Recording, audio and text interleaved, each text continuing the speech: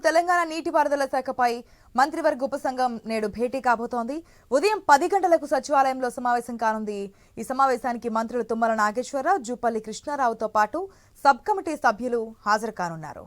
రాష్ట్రంలోని జలాశయాల పరిస్థితులపై ప్రధానంగా చర్చించనున్నారు. కేంద్ర జలవనరుల శాఖ సూచన మేరకు ఈ మంత్రివర్గ ఉపసంఘం ఏర్పాటు చేశారు.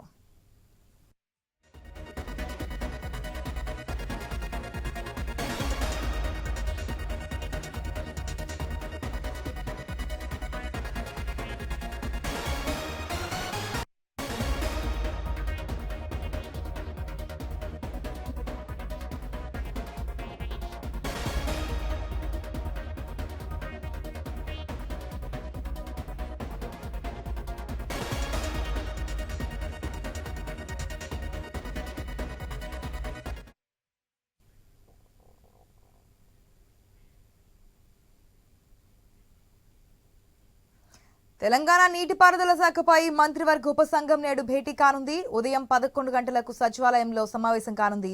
ఈ సమావేశానికి మంత్రులు తుమ్మల నాగేశ్వరరావు, జూపల్లి కృష్ణారావుతో పాటు సబ్ కమిటీ సభ్యులు కూడా హాజరు కాబోతున్నారు. రాష్ట్రంలోని జలాశయాల పరిస్థితిపై ప్రధానంగా చర్చించబోతున్నారు. కేంద్ర జలవనరుల శాఖ సూచన మేరకు ఈ మంత్రివర్గ ఉపసంఘం ఏర్పాటు చేస్తున్నట్టు తెలుస్తోంది. పూర్తి అప్డేట్స్ మా స్పెషల్ కరెస్పాండెంట్ సునీల్ ద్వారా తెలుసుకుందాం. రైట్ సునీల్.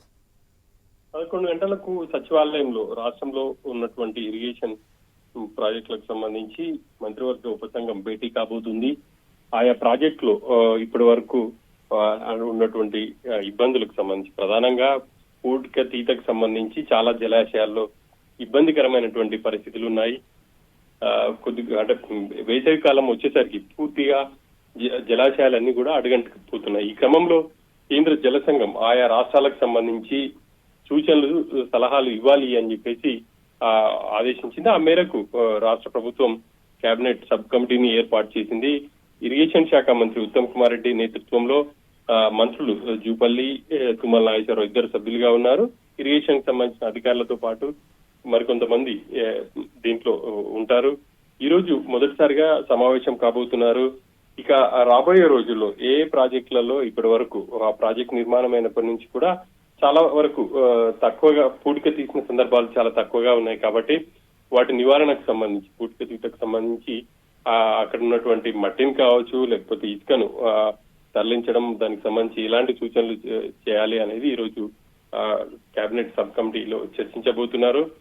ఇప్పటికే నాగార్జున సాగర్ కి సంబంధించి కావచ్చు, ఆ తర్వాత ఎస్ఆర్ఎస్పీకి వేసవి కాలం వచ్చిందంటే పూర్తిగా డెడ్ స్టోరేజ్ కి తీసుకుంటున్న పరిస్థితులు అయితే కనిపిస్తున్నాయి. ఆ మేరకు రాబోయే రోజుల్లో ఎటువంటి చర్యలు తీసుకోవాలనేది ఈ రోజు కేబినెట్ సబ్ కమిటీలో చర్చించి ప్రభుత్వానికి అయితే సిఫార్సులు చేయబోతున్నారు.